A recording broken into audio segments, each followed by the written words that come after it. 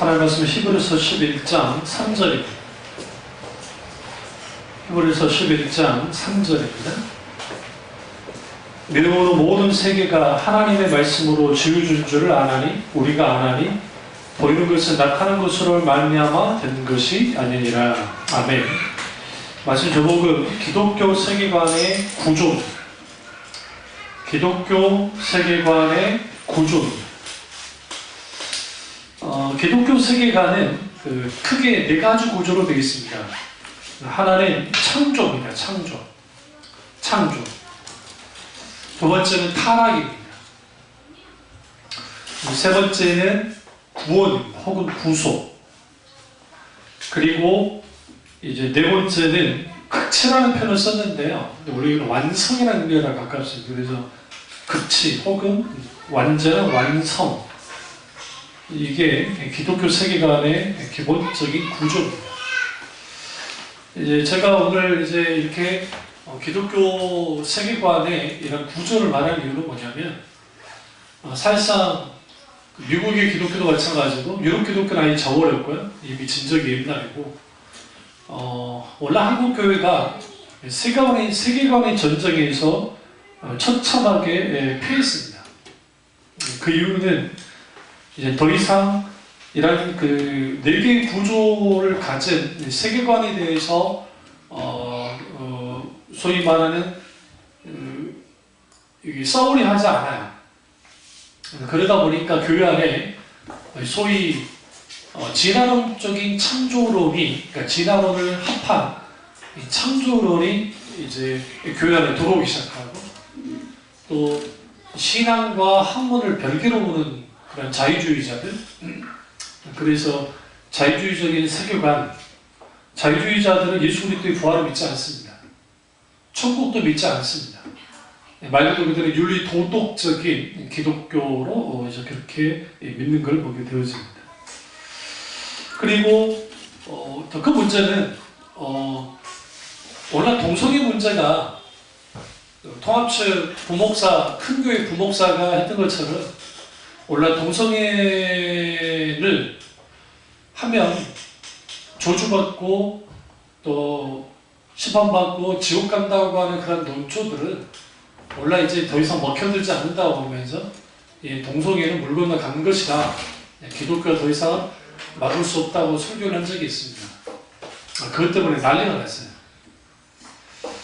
그것에 대해서 우리나라 기독교 윤리 실천 운동하시는 소나무교 교수님, 장로님이신데 여러분 이름만 해도 아는 사람이에요. 그분이 똑같은 논조로 논문을, 그러니까 이제 자기 글을 기고했습니다. 얼마 전에 일이야. 그거 오래되지 않았어요. 그러자 김영환 교수님이 숭실대학교 교학대학원 원장님이셨던 김영환 교수님이 이제 크리스천 투데이에 기고하면서 우리 전쟁이 끝났다고 말하는 그 자체가 잘못된 것이다라는 거예요. 왜 그러냐면 동성애 문제는 어제 오늘의 문제가 아닙니다. 성경 한번 보실래요? 일단 창세기에 보시죠. 동성애 문제에 대해서는 창세기 욥과 관련된 욥이 아니라 롯과 관련된 보시면 19장인가요? 가보시죠. 19장 아니면 그 전으로 가야 되겠네. 여호와의 천사들이 롯이 있는 곳으로 이제 오게 됩니다. 몇 장에? 19장 몇 절? 9절? 네, 19장 9절에 여기 보시면 여기에서 이들이 이제 몰려와요. 두 천사가 소돔적에 들어옵니다. 이때 롯의 사위들이 또 롯도 거기에 살고 있었습니다. 그때 5절을 보세요. 이 5절의 구절이 굉장히 중요한데, 사람들이 몰려와서, 남자들이 몰려와가지고 오늘 밤에 내게 온 사람들이 어디 있느냐, 이끌어내라. 우리가 그들을 상관하리라 할 때 이 상관이라는 표현이 한글 성경에는 상관하면은 그냥 이렇게 생각해요. 그냥 이제 얼굴 좀 보자. 그게 아니고 히브리 원전에는 동성애를 뜻해요. 그러니까 강제로 그 남자들을 겁탈하겠다는 거예요. 두 천사는 남자였기 때문에. 그러니까 이제 롯이 어떻게 합니까? 내 딸을 줄 테니까 너네들이 알아서 내 딸을 갖고 놀아라. 그렇게까지 말했는데도 불구하고 그들이 싫어합니다. 그래서 이때 이게 왜 심각하냐면 동성애 하겠다는 거예요. 강제로 겁탈하기 때문에 남자가 남자를. 이게 롯 시대에 있었다고요. 아브라함 시대에.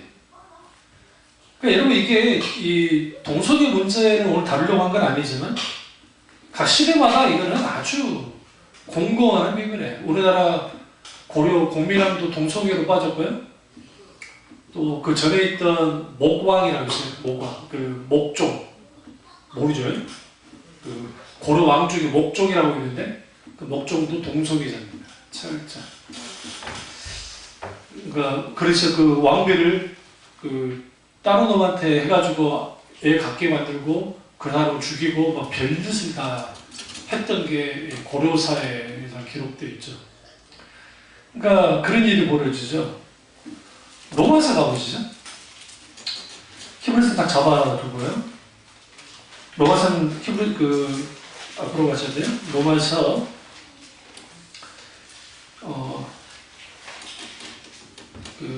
1장을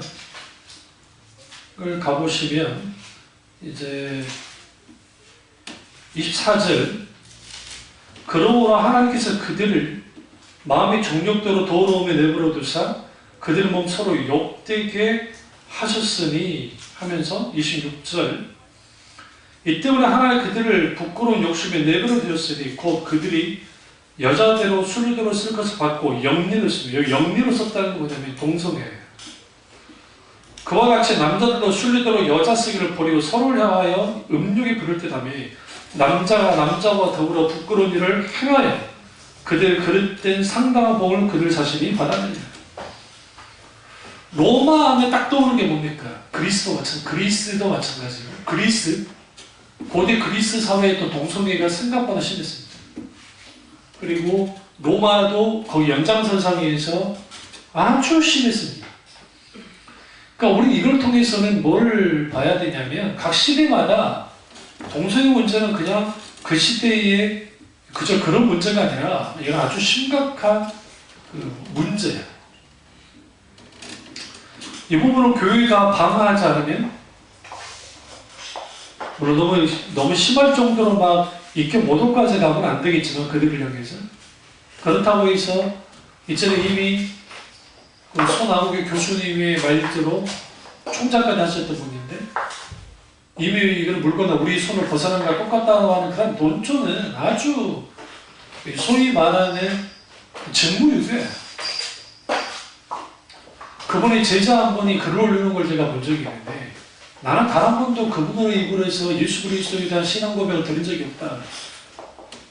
그러니까 윤리 도덕, 사회 참여 그런 말을 많이 들어봤지만 진짜 그리스도에 대한 신앙 고백을 들어본 적이 없다. 그럼 과연 그렇다고 한다면 그 윤리 도덕적으로 옳다는 게 좋다 이거야. 그런데 당신의 신앙 고백이 무엇입니까? 라고 물은 적이 있어요.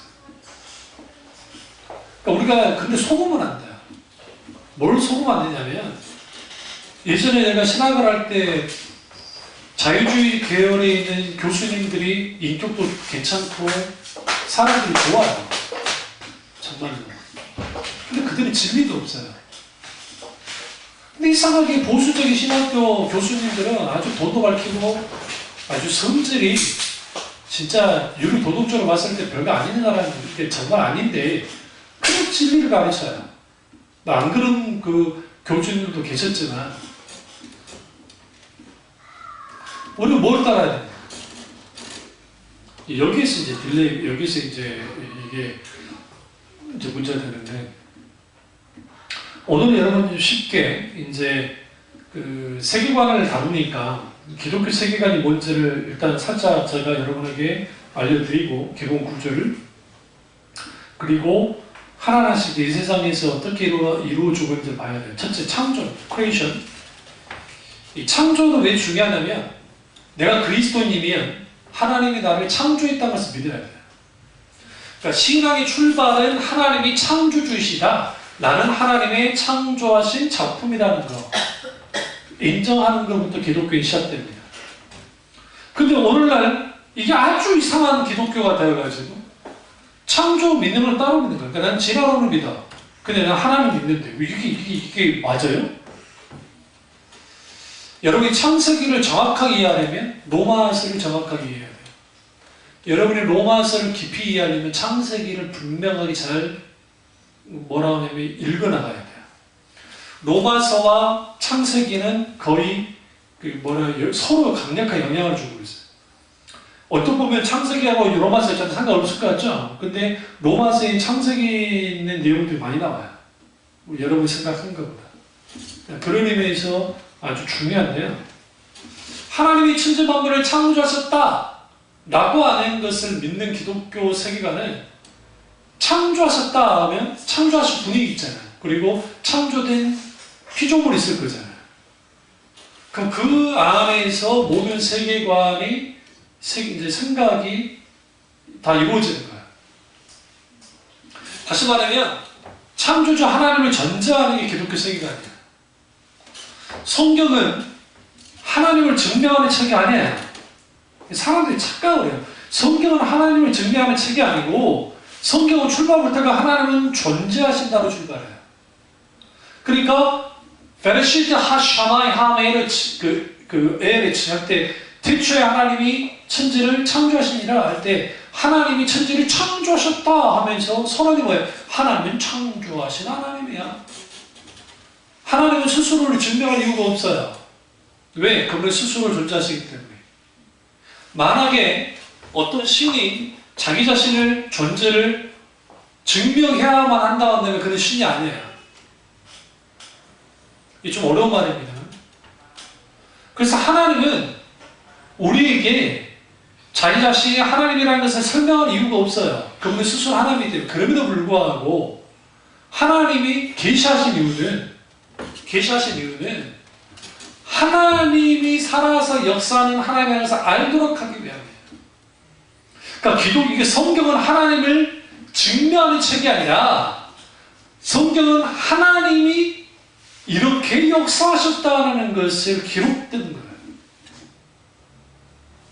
다시 말하면 하나님의 행적에 대한 기록, 하나님의 역사에 대한 기록이지 무슨 증명하는 책이 아니라고요. 그런 의미에서 우리가 기독교인이 됐다라고 할 때는 우리는 하나님이 우주 만물을 창조하신 하나님이다라는 것을 인정하는 겁니다. 이번에 어떤 과학자가 탄소, 그러니까 우주에서 어떤 행성 하나에서 탄소가 자동 발생하는 것을 봤어요. 그래서 주로 탄소 누가 발생시켜요?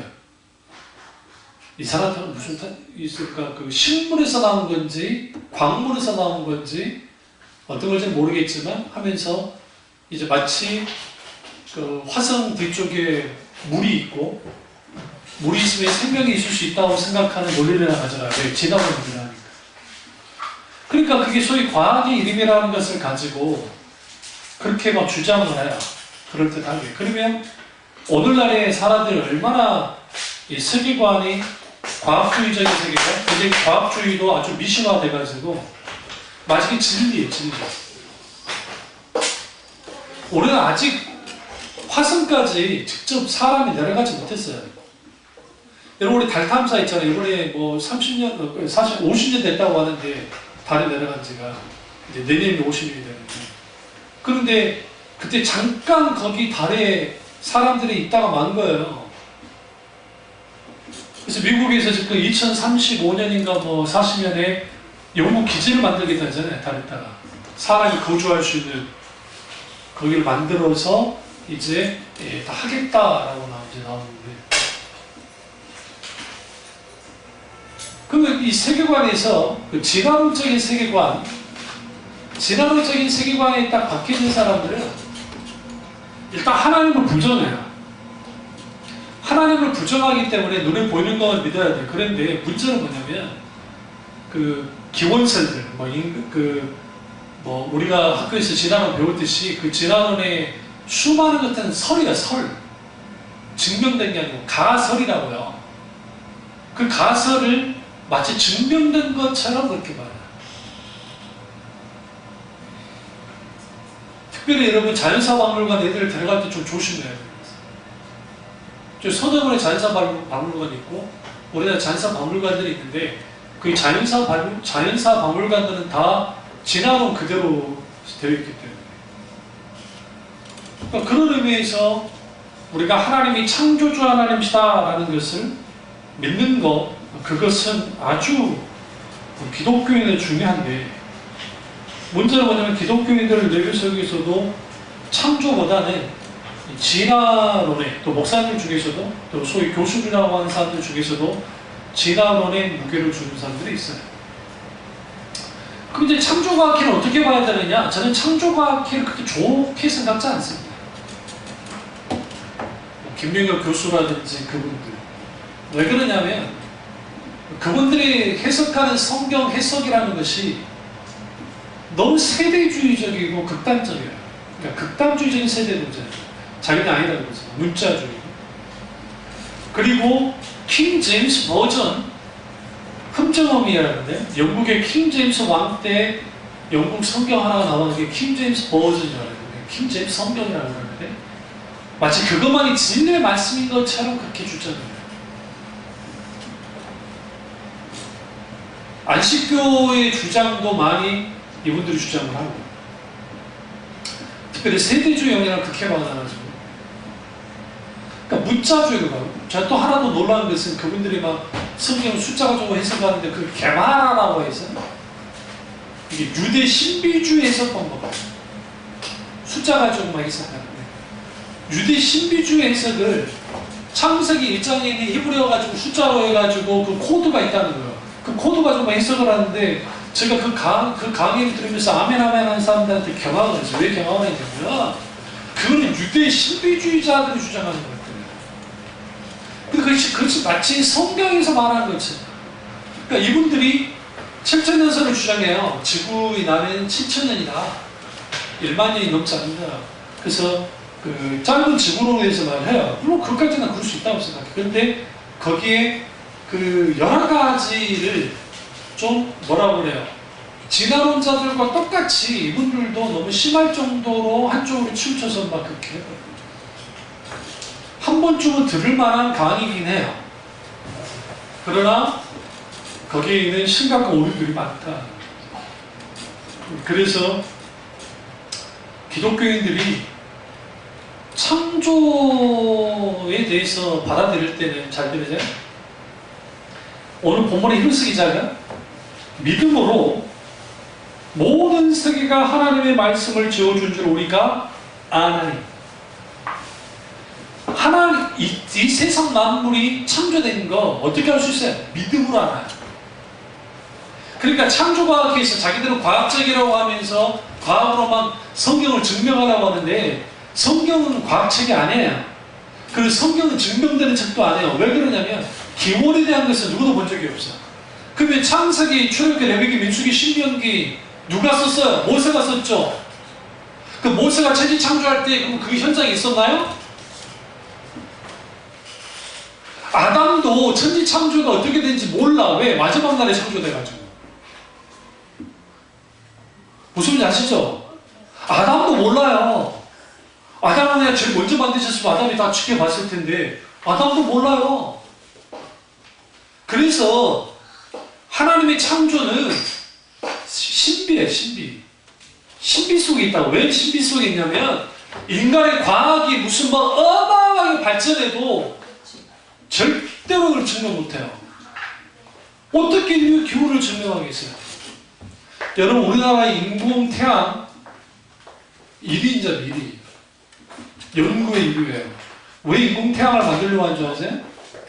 인공태양은 원자력이 필요가 없어요.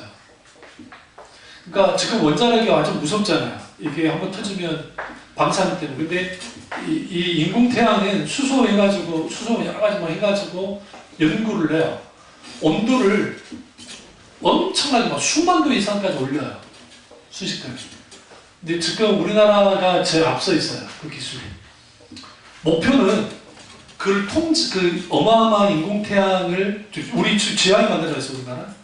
깊은 그 지하를 파가지고 안에다 거기다 다 만들어 놨어요. 기계장치를 다 만들어 놨는데 이렇게 동그랗게 생겼어요. 마치 발전하고. 그거 하나 있으면 우리나라 전체 커버할 수 있습니다.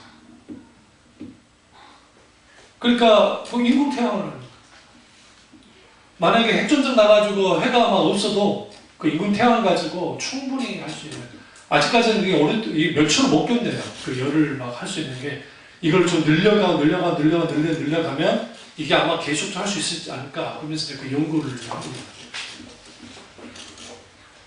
근데 그런 연구를 하는데 그러다가 거기에서 그 연구하다가 플라즈마라고 하는 제3의 물질을 발견한 거예요. 그러니까 플라즈마는 뭐냐면 이게 우리 이때까지 고체, 기체, 액체만 알았잖아요.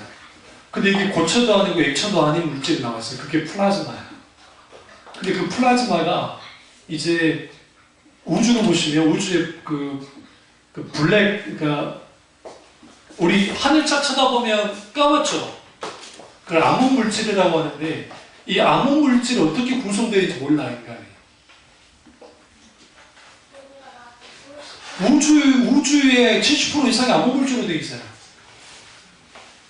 빛이 없어서 까만 게 아니에요. 우리 이렇게 생각해. 하늘 딱 쳐다보면 빛이 없어요. 그게 아니라 거기 암흑 물질들이 있다고요. 그거를 이제 아인슈타인이나 머리 좋은 사람들이 이제 이후에 과학자들이 알아낸 거예요. 근데 성경에 욥기서에 보시면 하나님이 북쪽 하늘을 펴셨다라는 말씀이 있어요.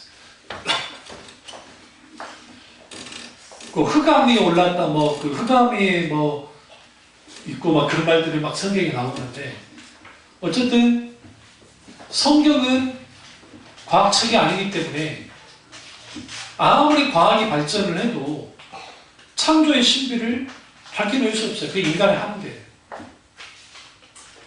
근데 인간이 그걸 밝혀낼 수 있을까 생각하는 거예요. 그래서 다윈이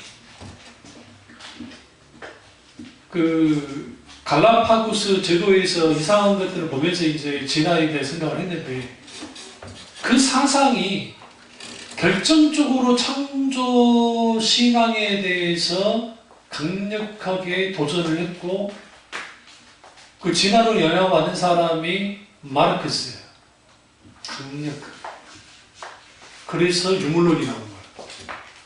하나님을 제거시키는 거예요. 그러니까 우리가 창조 신앙은 믿어도 되고 안 믿어도 되고가 아니라 모든 기독교인하면 하나님이 천지만물을 창조하셨고 인간도 하나님이 창조하셨다는 것을 믿어야 돼요. 자기는 기독교인이라고 하면서 그거 안 믿어. 그럼 기독교인 아니에요. 엄밀히 따졌어요. 그런 의미에서 기독교 세계관에서의 그 창조는 아주 중요하고요. 또 하나는 시간이에요. 시간. 타임.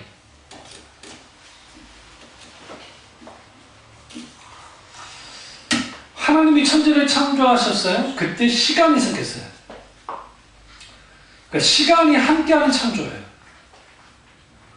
시간이 함께하는 창조라는 말은 뭐냐면 이게 이제 이거는 이제 아우구스티누스도 영혼이라는 책에서 이렇게 다뤘지만 제가 젊은 시절에 20대에 그 시간에 대해서 아주 궁금해했거든요. 그래서 쓴 게 여기도 있지만 시간의 흐름과 비밀이라는 책인데 여기 출판하고 할 만한 책은 아니지만 지금 생각하면 무슨 책이긴 하지만 근데 거기에서 그 천지만물을 딱 창조했어요. 그때 하나님이 창조 결정하고 딱 나왔을 때 여기에 시간이 시작된 거예요.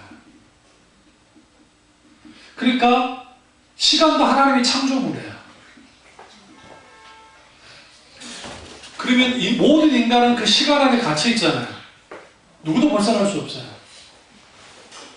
그런 의미에서 우리는 뭘 봐야 되냐면 하나님으로부터 모든 것이 시작됐어요.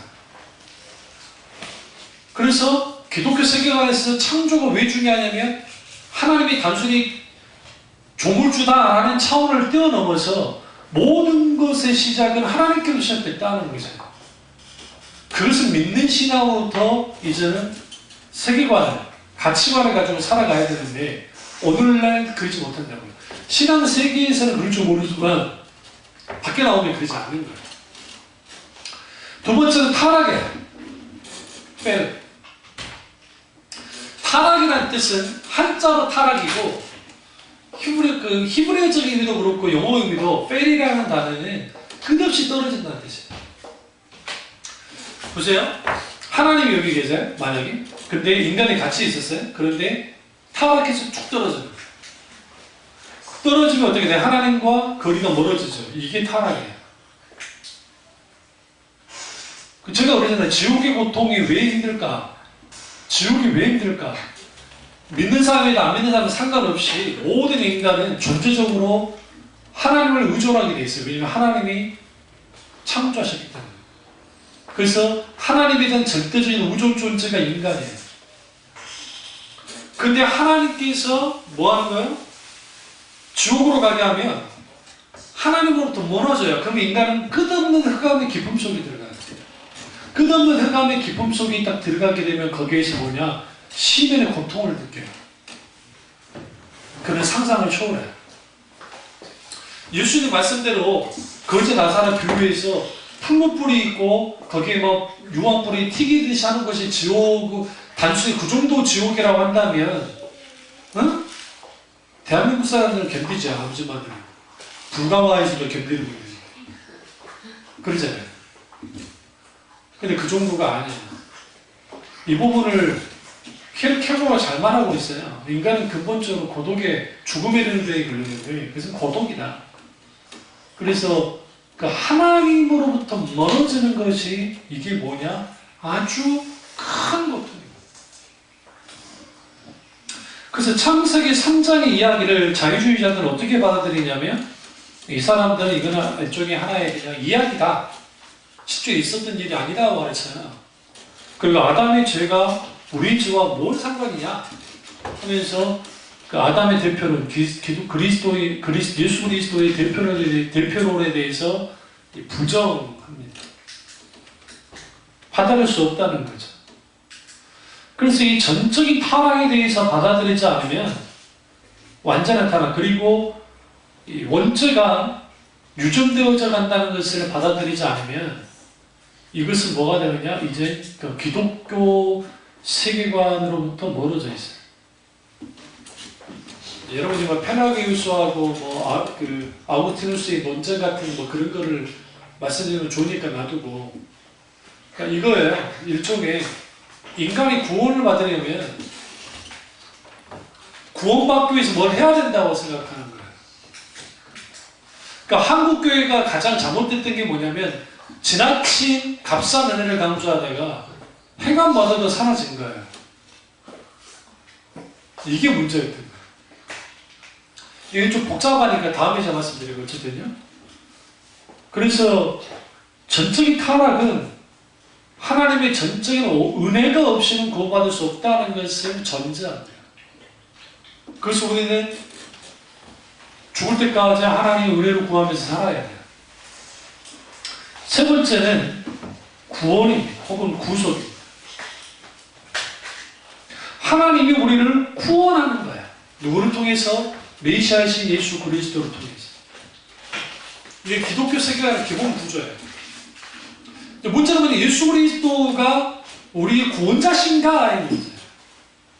그러니까 이단들은 부인하죠. 예수 그리스도. 그러니까 통일교에서도 예수님이 메시아긴 한데 실패한 메시아라고 하더래요. 하나님의 교회도 마찬가지예요. 이것도 다 실패한 메시아. 그러니까 예수 그리스도, 그러면 우리가 예수님을 믿어요. 근데 예수님이 내게 있어서 어떻게 예수 그리스도를 통해서만 구원받는다고 하는 것이 기독교 세계관이에요. 근데 예수 그리스도와 상관없이 구원에 대해서 말해요. 그게 카톨릭 아니에요. 그게 알미니안주의고, 알미니안주의는 감리교, 침례교 중에 알미니안들이 있고, 그리고 성결교, 감리교, 순복음 쪽에서도 알미니안주의자들이 있고, 그렇다고 해서 감리교 그 사람들이 다 그렇게 받아들이냐? 그렇지는 않아요. 우리나라는 신학의 줏대가 없어가지고, 응? 감리교 목사님들도 장로교 설교하고 장로교 목사님들이 감리교 설교해요. 우리 짬뽕이 좋아요. 우리는 비빔밥은 나요. 제가 늘 요즘에 생각하는 게 우리 조상들은 어떻게 다 비볐을까? 모두 그 비벼먹어. 여러분 인류 최초의 최고의 그 단품 메뉴 저크푸드는 아니고 빨리 나오는 음식이 있죠. 그 뭐라고 그래요? 패스트푸드라고 하나? 패스트푸드 빨리 나오는 음식. 우리나라를 따라갈 수 없어요. 뭔지 아세요? 국밥. 반찬 필요 없어. 국 필요 없어. 밥 필요 없어. 한꺼번에 말아버려. 대단하다 생각지 않으세요? 아니 반찬 필요도 없어. 저기 밥도 필요 없어. 이거 다 한꺼번에. 그것도 우리는 어디에다 줘요? 뚝배기. 일민족이 어딨어? 그릇에 주는 것도 아니요. 불에다가 뜨겁게 해가지고 거기다 탁 주는 거예요. 쳐다가 그러잖아요. 주먹아. 그럼 네! 먹고 나면 든든해. 왜? 밥 들어갔지, 반찬 들어갔지, 국물 들어갔지. 그러니까 정말 대단한 것 같아요. 내가 봐서도 그러죠. 근데 우리는 다 비벼요. 그래서 우리나라 불교가, 우리나라 유교가 여러분 생각할 때 막 정통 불교 같고 정통 유교 같은데 그러지 못해요. 기독교도 마찬가지고 다 뭐에 잡혀 먹었냐면 샤머니즘에 잡혀 먹겠어요. 이걸 이제 기복주의라고, 기복주의에 다 잡혀 먹었어요. 공자님이 조상 제사에 대해서 이제 분명히 가르쳤어요. 근데 원래 제사는 도교에서 조상을 숭배하는 그 의미에서 도교에서 허용했던 거예요. 도자라는 분이 있어요. 도자가 아니라 노자라는 분이 계시는데 그게 이제 공자, 노자, 후에 뭐 맹자, 뭐 이분들 그 동시대, 춘추 전국시대 분들이에요. 그래서 그 노자 같은 분이 이런 분들은 이제 그 도교예요, 도교. 이런 분들은 조상 숭배는 당연히 기본이죠. 그거를 유교가 차용해서 들어와요. 그랬을 때 그 효로서의 그 제사긴 한데 공자님은 단 한 번도 홍동백서 자포우회식으로 한 적이 없잖아. 제가 그 책을 읽어봤으니까 알아요. 그 유교 책을. 원래는 후대에서 다 만들어져요. 근데 그게 뭐가 연결되냐면 이전에 제사를 잘 지내면 복 받는다는 것으로 변질이 된 거예요.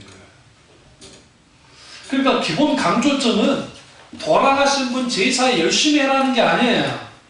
의식을 열심히 하는 게 아니라 살아계시는 부모님을 공양 충분히 하고 돌아가신 다음에도 그 마음을 잃지 않고 살아가자는 의미로서 공자님이 말하는 건데 후에는 이게 변질이 돼가지고 조상 제사를 잘해야 복 받는다는 것으로 바뀌어졌대요.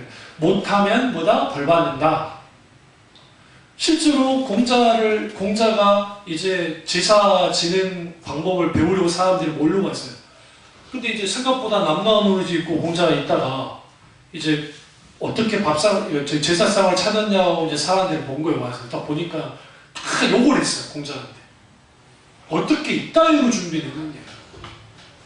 정성도 없이. 그러니까 공자가 비식이 웃으면서 여기서 제사에서 중요한 거는 음식이나 그게 중요한 게 아니고 마음가짐입니다.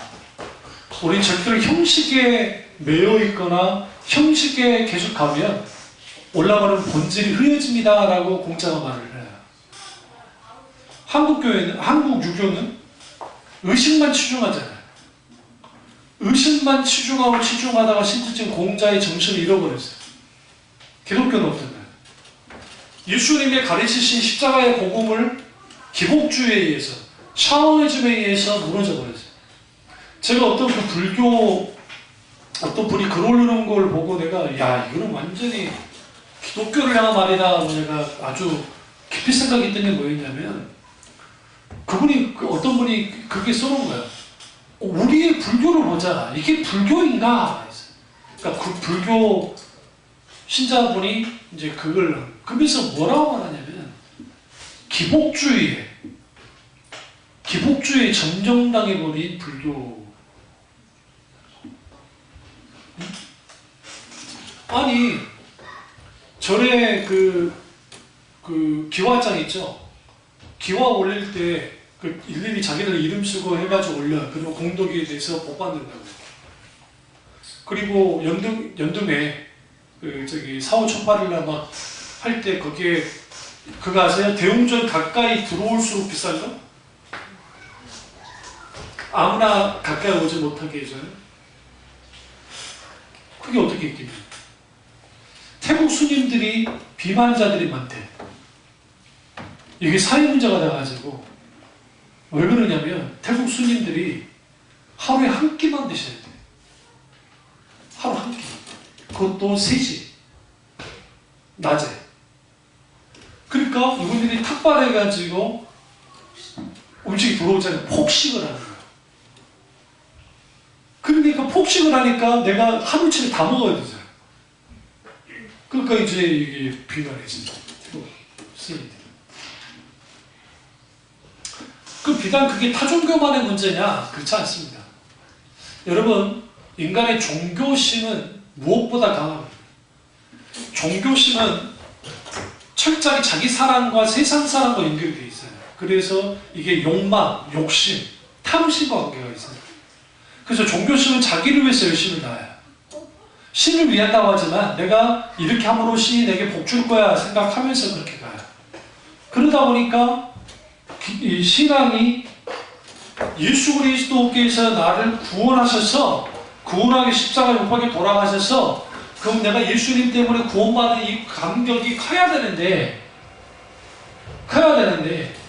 오늘날 기독교가 현세적인 기독교를 만들어놔가지고 현세적으로 복받고 현세적으로 성공하고 현세적으로 행복하고 현세적으로 평화와 안녕을 누리는 게 최고다라고 가르치기 시작했죠.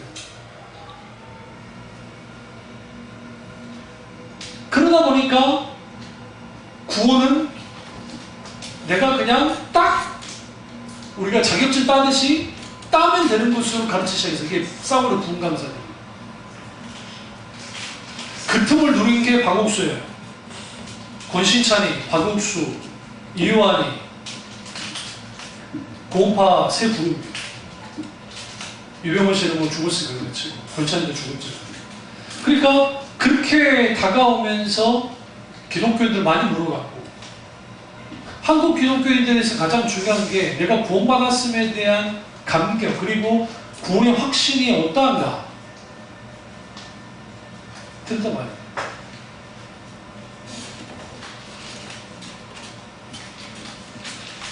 그리고 더 큰 문제는 뭐냐면 예수 그리스도가 진리이시고 그 예수님이 누구신가를 알아야 돼요. 단순히 예수님의 생애를 알아내는 게 아니에요. 그러니까 예수님이 태어나신 생애도 알아내겠지만 더 중요한 것은 예수님이 내게 누구인가가 중요해요. 잘 생각해 보세요. 예수님이 공생애에서 딱 중단됐을 때 너희들 나를 누구라 하느냐 이 질문이 정체성의 질문이에요. 여러분에게 있어서 예수님이 누구십니까? 예수님이 묻잖아요. 사람들이 나를 누구라 했어? 누구라 했니? 사람들의 평판을 듣는 거예요. 그러니까 어떤 사람은 예레미야라 그래요. 어떤 사람은 뭐 엘리야라고 하기도 하고요. 어떤 사람은 죽은 세례요한이라고 하기도 해요. 그러니? 그럼 너희는 나를 누구라고 생각하냐? 라고 물으셨어요. 딱 질문을 던졌다. 여기서 이제 세계관이 그때 다른 제자들도 있었지만 베드로가 성령의 감동을 받아서 주님은 그리스도시고 살아계신 하나님의 아들이십니다 라고 보는 거예요. 이게 아주 중요해요. 예수님이 내게 있어서 그리스도셔요. 그리스도는 기름 부음 받은 자는 뜻인데 메시아라는 뜻이에요. 한마시아, 메시아, 구원자. 그런데 주님은 나에게 그리스도이시고 살아계신 하나님의 아들이 있어요. 내게 있어요. 이게 구원과 직접적인 연결이 되어 있어요. 어떤 사람이 구원을 받느냐? 로마서 10장을 보시면 로마서 10장 9절에서 10절입니다. 내가 만일 내 입으로 예수를 주로 시인하면 또 하나님께서 그를 죽은 자 가운데 살리시면서 내 마음에 믿으면 구원을 받으리라. 사람이 마음으로 믿어 의에 이르고 입으로 시인하여 구원에 이르느니라. 여기서 입으로 시인하여 구원에 이르니라는 것을 소위 말하는 CCC에서 말하는 그 소위 그 뭡니까 그 기도 뭐라고 해요? 응? 사역이 말고 무슨 기도를 하잖아요. 갑자기 까먹어버려. 요즘 단어가 생각나네. 어쨌든 영접 기도. 저는 영접 기도를 믿지는 않습니다. 그러나 그거 불구하고 너무 급할 때는 그래도 어떡하겠어요. 성령의 인도를 따라서 하긴 해야 되겠죠. 근데 그거 불구하고 저는 영접 기도는 뭐 성령께서 영접 기도 하기로 하는 감동이 있고 한다면 뭐 그럴 수 있는데 CCC에서 그렇게 한다는 게 아니고 이제 거기는 이제 많은 부작용들이 많게 됐어요. 그러니까 영접 기도 다 하고 나면 당신은 구원받았습니다. 선언해버리는 문제인 거예요. 선언까지 가면 안 돼요. 왜? 구원받았다 구원받지 않았다는 것은 하나님의 소관이지 우리 소관이 아니기 때문에. 그래서 우리나라 가장 큰 교회, 여의도에 있는 그 교회에서는 꼭 마지막에 예배 때마다 이렇게 세워가지고 영접기도에 당신은 구원받았습니다. 하늘을 박수 쳐줘버리거든요. 그럼 나는 묻고 싶은 게 조엘 오스틴도 그렇게 해요. 근데 제가 경악한 게 그게 선언하면 다 구원받습니까? 구원이 그렇게까지 쉬웠나요? 그렇게까지? 잘 들으세요? 구원은 아주 쉬워요. 그러면서도 어려워요. 쉽다는 표현은 뭐냐면 인간은 구원의 가능성이 100% 없어요. 예수 그리스도의 십자가의 공로를 통해서는 쉬워요. 그럼에도 불구하고 우리 구원을 이루어야 돼요. 성경에서 말하듯이 쉽지 않은 거예요. 그러다 보니까 이 구원에 대한 예수 그리스도를 통한 구원, 그러니까 부활을 믿는 그런 믿음들. 근데 이제 한국교회에서 구원론이 어떻게 배웠더니 이게 이제 구원파식의 구원론인데 천국 티켓 따듯이 딱 구원을 받는 거예요. 그러니까 우리가 어렸을 때 교회 학교에서 배웠던 나는 구원 열차 올라타고서 하늘 날아가지요. 그게 아주 좋은 찬양인 줄 알았는데 이게 구원론에 있어서 아주 심각한 오류를 갖고 있어요. 어떤 오류를 갖고 있냐면 예수님이 선장 되시고 차장 되시고 우리가 거기 탓을 가는 건 그까지는 틀리진 않는데 그 노래 자체는 문제가 없는데 문제는 뭐냐면 이름의 인식을 갖게 하는 거예요. 우리가 천국 티켓을 딱 끊으면 끊음과 동시에 편도 티켓이잖아요. 뭐 돌아가는 아니니까 그 편도 티켓 다 끊었으면 나는 구원 받은 거예요. 성경은 그런 식의 구원에 대해서 말하는 게 없어요. 성경 보시죠. 물론 내가 구원받았다는 확신이 성령의 조동 속에서 분명히 있는 건 사실이에요. 그럼에도 불구하고 너희의 구원을 이루라고 하는 성경의 말씀처럼 구원에 대한 시선은 과거, 현재, 미래 시 다 갖고 있어요. 성경에서. 이 요한복음에 잘 나타나요.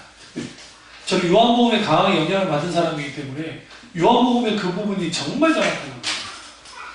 그럼 곧 무엇을 의미하냐면 구원이라는 것은 내 평생에 걸쳐서 완성되어져 가는 과정 속에 가는 것이지 내가 어느 시점에 티켓 딱 끊어가지고 그걸로 구원이 딱 됐어? 나는 이제 아무거나도 살아도 되라는 식의 기독 소위 말하는 구원론은 없다고요. 성경에.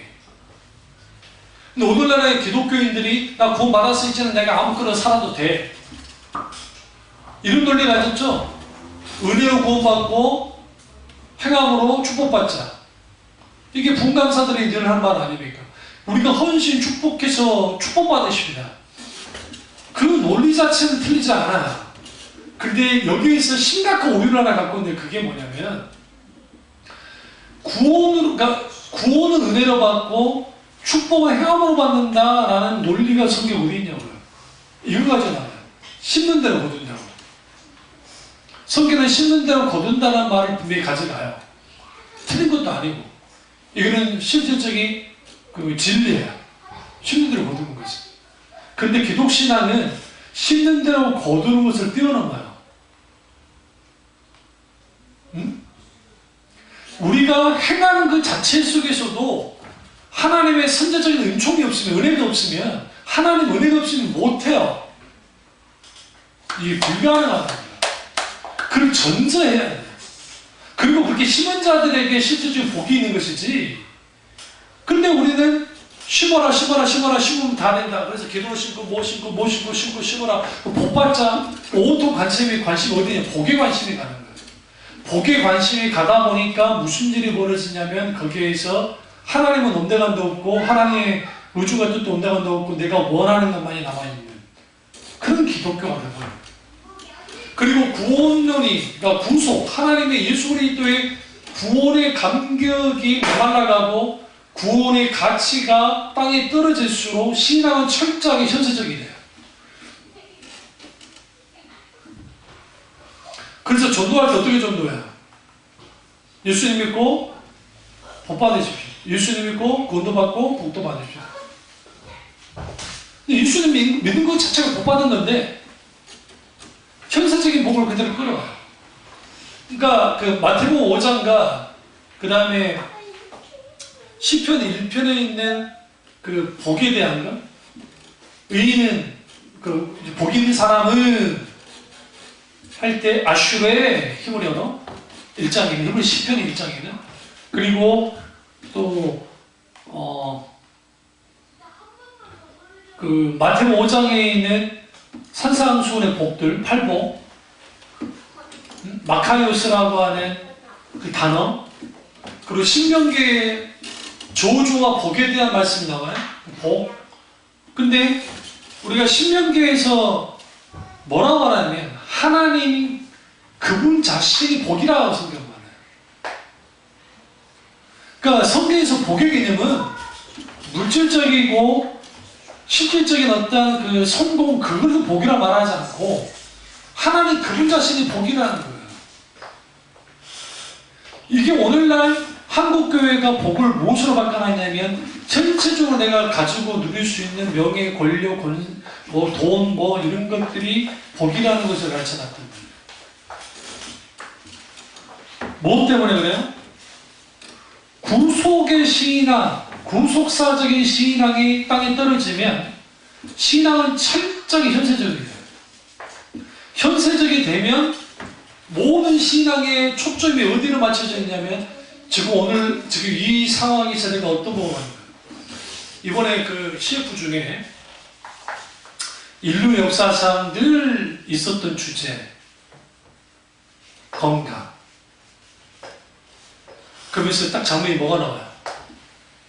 군대 간 장병들 건강하게 잘 다녀오십시오. 오겠습니다.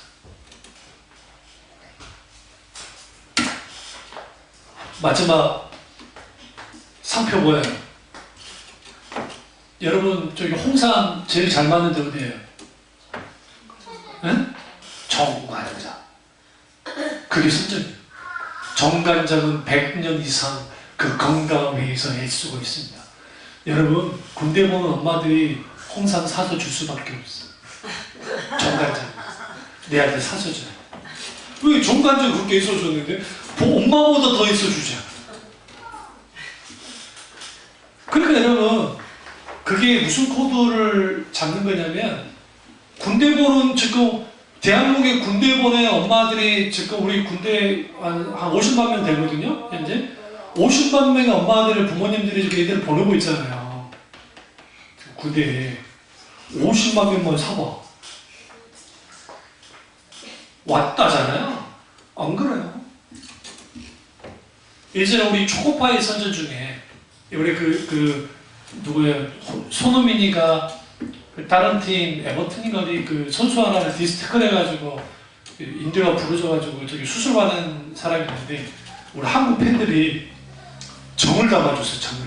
그 친구한테 초코파이를 종류별로 몽쉘 또 뭐 저기 뭐 있잖아요. 우리 초코파이 기본 초코파이 때 시작해 그걸 선물해 준 걸 그 녀석이 이제 SNS에 올려놨다고요. 근데 이제 우리 그 정 하면 떠오르는 게 초코파이잖아요. 그 오리온 초코파이. 그럼 그 오리온 초코파이 할 때 그 선전 딱 보세요. 얼마나 사람 감성을 잘 건드려 놓습니까? 나쁘지 않잖아요.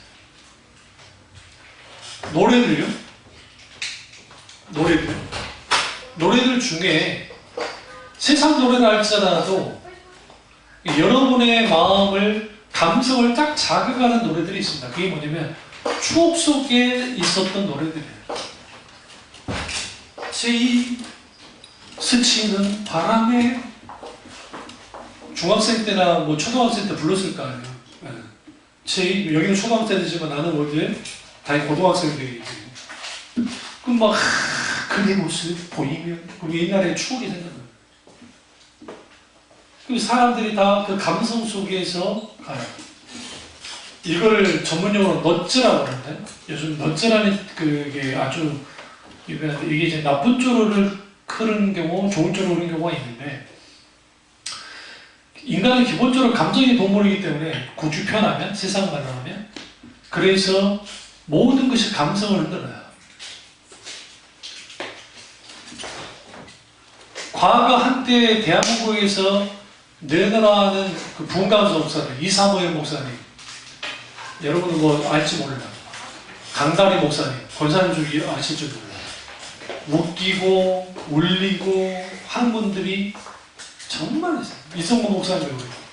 그러니까 이런 분들이 막 있다는 거예요. 단골 메뉴 뭔지 아세요? 감성이에요. 감성이에요. 안 올 수 없도록 간증을 다 해줘. 심지어는 만들어서도 해. 없어도 해. 있는 거 뻥튀기 해서도 해줘. 실제로 있는 것도 하고. 그러면서 그렇게 막 해주면 생각해보세요. 70년도, 80년도 사셨던 분들이 다 상처가 있잖아요. 한국전쟁 끝난 지 얼마 안 되고 경제적으로 있고 그리고 대부분이 서울에서 지금 그 분포 중에 전라도 출신이 제일 많아요. 전라도에서 괜찮아요? 그 전라도에서 뭐 먹고 사는 게 쉽지 않으니까 목사들 여성이니까 나쁘잖아요. 그러니까 그런데 거기에서 상처들이 많으니까 그 상처들을 어떻게 해요? 거기서 막 해주면 막 권사님 세대 어머니들은 또 권사님 세대분들은 막 그렇게 해서 울면서 막 은혜 받아가지고 할렐루야 어떤 집사가 11조 잘해가지고 복도 받았고 뭐 어떻게 해서 복을 받았고 어떻게 뭐 40일 기도를 했더니 복을 받았다느니 어쨌다느니 그러니까 저도 하겠습니다. 믿습니다. 그래서 했단 말이에요. 그러다 보니까 뭐에 익숙해지냐면 기록된 말씀, 그 진리의 말씀, 읽는 그대로의 말씀이 그들에게서 강력하게 영향되는 게 아니라 그들에게 감동을 줄 수 있는 예화들이 힘을 받게 되는 거예요. 그래서 한동안 베스트셀러가 제가 신학생 때도 베스트셀러가 유명한 교회 목사님들 설교집이었어요. 설교집. 늘 베스트셀러였어요. 한교조 목사님 설교집, 곽선희 목사님 설교집, 뭐 이런 그 큰 교회 목사님들 설교집들이 그러면 막상 사서 보면 별게 없어요. 근데 공통점은 뭐냐면 쉬워요. 아주 쉬워요. 초등학교 안 나와도 충분히 읽을 수 있는 그런 글들이에요. 그래서 제가 학부 때나 대학원에 있을 때 목사님들이 가르치는 설교는 무조건 쉬워야 된다. 그리고 설교 시간은 35분을 넘기지 말라는 게 기본이었어요. 주일 낮 설교. 그거 왜 그런지 아세요? 사람들에게 감성과 그리고 즐거움과 때로는 희노애락을 담아서 감동을 갖도록 그렇게 해주는 게 설교라고 생각합니다. 이번 로이돈스 목사님이 경멸했어요. 로이돈스 목사님이 뭐라고 하셨냐면 설교 긴 게 좋다는 게 아니라 라는 거예요. 그분도 똑같이. 근데 묻고 싶다. 그 짧은 시간 내에 다 다룰 수 있냐는 거예요. 영국 교회가 그랬어요. 한국 교회 그대로 따라갔다. 그러다 보니까 무슨 일이 벌어졌냐면 쉬운 설교, 사람들이 원하는 거, 그러니까 거기에 자꾸 뭐가 나오기 시작했냐면 사람들에게 기쁨 주고 즐거움 주고 감동 주고 위로 주고, 위로도 딱 나쁜 건 아닌데 그것만 남고 진리의 말씀은 거둬지기 시작했단 말이에요. 그래서 긍정의 배신한 책에서 뭘 제거했느냐? 십자가를 제거해버리고 지옥을 제거해버리고 회개를 제거해버리고 심지어는 구원까지도 제거해버리고 구원받는 것이 무엇인지를 제거해버리고, 그게 오늘날 맘모스 교회, 메모드 교회, 거대한 교회가 아닌가. 그러면서 이분이 크리스찬 아니에요. 본인은 크리스찬이었던 후에 무신론자가 된 사람인데, 이 무신론자가 그렇게 함으로 조엘 오스틴 같은 사람들이 나와서 긍정의 신학, 그런 신앙이라는 것을 하고 있는데, 그걸 통해서 사람들을 한다고. 오프라 윈프리 쇼가 버나드 쇼도 마찬가지고 힘을 받았던 이유가 그냥 긍정이에요. 오프라 윈프리가 얼마나 이 사람 뛰어난 사람이냐면 그 사람들을 막 축종을 했어요. 그래서 젊은 사람들이 와서 막 하니까 아픔도 막 이야기하다가 보니까 다른 형편들이 그렇게 좋지가 않아요. 뭘 할까? 근데 이분이 영향력이 있는 분이잖아요. 오프라 윈프리가. 차를 좀 주면 좋겠어. 새 차를 다 사줬으면 좋겠다. 그게 온 사람들이 몇백 명이 됐는데 200명이 몇백 명이 딱 너 던진 거지. 혹시 차 하면 안 좋을까요? 연락이 오기 시작했는데 기업에서 다 나눠줘. 그게 긍정의 힘만 합니다. 그걸 미국 사람들은요 아주 그게 열광하잖아요. 그게 방송으로 나왔잖아요. 그 차 있죠, 차. 잘 들으세요? 그 차 준 회사가 엄청 더 팔렸어요. 이게 홍보가 돼버린 거예요. 여러분 광고할 때 수십억 들잖아요. 응? 수백억 들게 돼. 미국은 워낙 크니까. 근데 그 차가 엄청나게 팔렸어요. 자기 돈 벌었어요. 근데 오프라 윈프리의 힘은 뭐예요? 거기에 가난한 그 아재와 그런 사람들에게 새 차를 다 주고, 그 보는 그 시청자들도 막 열광을 하고 막 방송이 난리나고 이슈가 되고, 오프라 윈프리뿐만 아니라 그 뒤에 있는 기업까지도 막 그렇게 되고 하면서 시너지 효과를 하는 거죠. 일종의 환타지를 줘요. 환타지. 그게 오늘날 교회 안에 영향을 끼치기 시작합니다. 이제는 오늘날 21세기 2019년에 한국교회에 이런 설교가 거의 대부분 잘 차지하고요. 우리 지하교회에 있을 때 말씀하신 컨퍼런스 할 때 제가 십자가 복음 가지고 주제를 가지고 할 때 어떤 목사님이 잠깐 오셨다고 하신 적이 있는데, 설교 다 듣고 난 다음에 마지막 나가시면 저한테 하셨던 말이 지금도 있지 못해요. 목사님, 아직도 이런 설교를 하신 분이 있는 것에 대해서 감사합니다. 쉽지 않는데 이렇게 설교를 하셨네요. 그리고 가셨어요. 그때가 언제예요? 10몇 년 전이잖아요. 이제는 강단에서 그런 설교가 사라져버려요. 마지막 네 번째는 극치입니다. 완성. 우리 모두는 예수 그리스도의 재림을 믿어야 해요. 왜? 예수 그리스도의 재림을 통해서 모든 것이 완성되기 때문에 그렇습니다. 오늘 기독교 세계관에서 창조, 타락, 구속, 그리고 완성 혹은 극치, 예수 그리스도의 재림을 통한 완전한 완성, 그 완성이 없으면 기독교 세계관은 불완전해요. 아무리 창조자 하나님이시고 구원자시고 아무리 말 그대로 타락했고 구원했다 할지라도 완성하지 않으면, 이걸 glorification, 우리를 영화롭게 하지 않으면 불완전. 오늘 한국교회가 뭘 가르치지 않았냐면 성화. 이걸 그 sanctification이라고 하는데, 칭의가 있어요. 의롭다 여기는 칭의. 어떤 조건도 없이 하나님 우리 의롭다 여겨줘요. 그리고 거기에 이 sanctification, 성화, 거룩히 되어지는 거예요. 그리고 또 하나는 마지막이 glorification, 영화되는 거예요. 이 세 가지는 같이 가요. 그러니까 우리 머릿속에, 기독교인들 머릿속에는 뭐가 들어가 있었냐면, 아, 내게는 천국 본향이 있어. 예수님이 재림하셔. 여러분 당장 사도 바울의 서신서를 읽어보세요. 아니면 복음서도 보세요. 예수님이 다시 오실 것을 계속 말하잖아요. 마태복음 24장 재림에 대한 말씀이 계속 나오죠. 그러니까 결국은 기독교인은, 잘 들으세요, 죽은 다음에 천국 가는 것을 믿는 사람이 아니에요. 엄밀히 따졌어요. 근데 오늘날의 기독교는, 과거의 기독교는 그런 것만 믿게 만들었어요.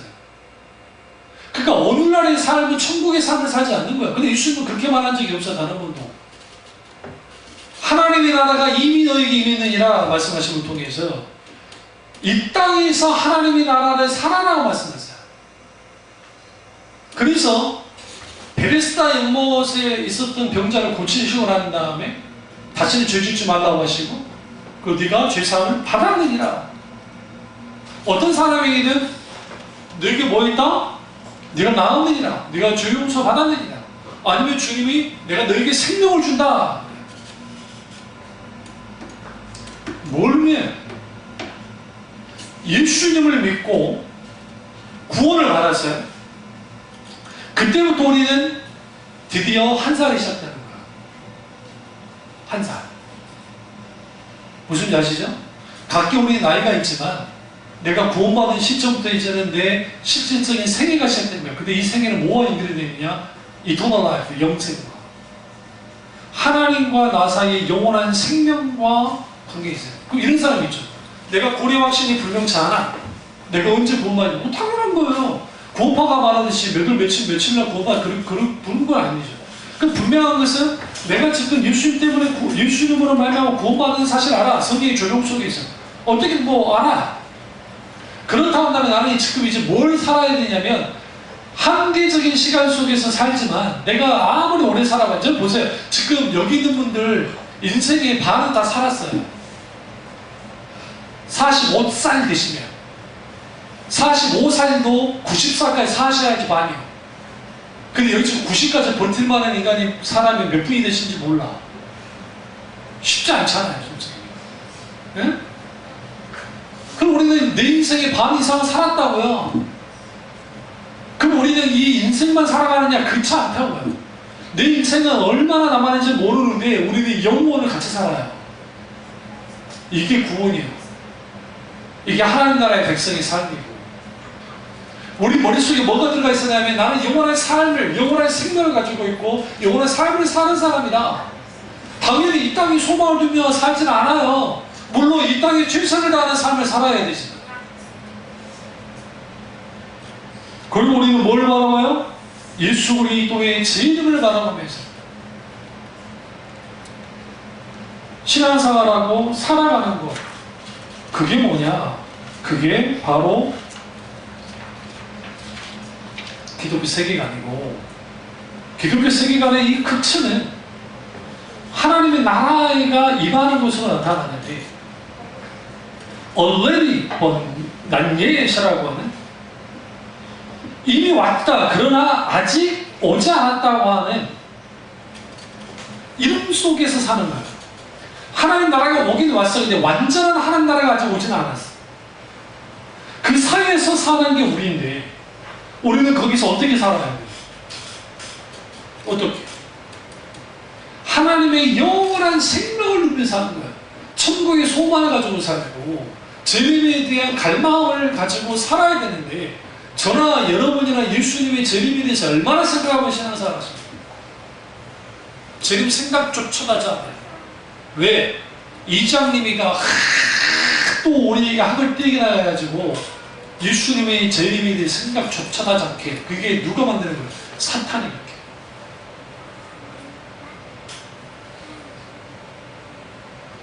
그러다 보니까 무슨 일이 벌어져요? 한나라의 삶을 살지 못하는 거예요. 이 말씀하고는 꼭 끝내야 되겠는데. 그래서 우리는 이거예요. D-Day가 있고 V-Day가 있는데, 즉 2차 대전 때 노르망디 상륙작전 할 때 그때를 D-Day 했어요. D-Day. 행동이나. 그래서 상륙작전 성공을 했어요. 그때 그 독일 수뇌부가 이제 그 감청을, 영국에서 막 감청을 했는데, 연합군이 감청을 했는데, 뭐 오갈 거잖아요. 폐망 1년 전이에요, 그때가. 1944년에 노르망디 상륙작전이 생각이 됐으니까. 근데 그때 서로 주고받은 내용이 뭔지 아세요? 우리 끝났다 했어요. 이제 프랑스 한 지역만 잃었을 뿐이에요. 근데 우리는 졌어라고 했어요. 졌다고. 우리 한국전쟁요? 중국만 참전을 안 했으면 한국전쟁은 인천 상륙작전으로 끝났어요. 진짜로. 이 중국 놈들이 끌고 내려와서 우리가 그랬던 거지, 이미 우리 통일됐다고 그때 이미. 그러니까 독일도 마찬가지죠. 독일도 만약에 외부 세력이 도우는 세력이 있었으면 그때 패망 안 했겠지만, 그러니까 어쨌든 했고, 빅토르데이, V-Day라고 하는데, 빅토르데이는 우리는 1945년 8월 15일이지만 그때 그 독일은 1945년 5월 13일인가 더 빨리 이제 항복을 해요. 항복을 할 때 그때를 뭐라 V-Day라고 해요. 빅토르데이. 뭐야, 승리의 날. 끝은 뭐냐? 승리의 날이에요. 누구의 승리? 그리스도의 완전한 승리. 우리는 그 그리스도의 완전한 승리를 바라보면서 사는 게 그리스도인들이에요. 오늘날 기독교인들이 창조, 타락, 구원, 극치라고 하는, 혹은 완전한 완성이라고 하는, 혹은 완전한 회복이라고 하는 기독교 세계관을 갖지 않고 사니까 이 땅에서의 모든 삶이 다인간처럼 사는 거예요. 그러니까 기독교는 철저하게 어떻게 돼요? 현실주의적인 기독교가 되고, 현실적인 기독교가 되면 비로소 당연히 세상과 손잡게 되고, 세상과 함께하게 되고, 세상에 발맞추어 가게 되고, 그러니까 시대를 어떻게 고수 올라가지 않아요. 그래서 이제 토조 목사님 뭐라고 했어요? 세상과 충돌하지 않는 기독교, 계속 세상과 충돌하지 않는 기독교인, 세상과 충돌하지 않는 목사는 다 가짜다. 이 사실을 알고 우리가 기독교 세계관의 굳건히 서는 저와 여러분들 지금 주변으로 출근합니다. 기도하겠습니다. 잠깐 기도하실 때요. 오늘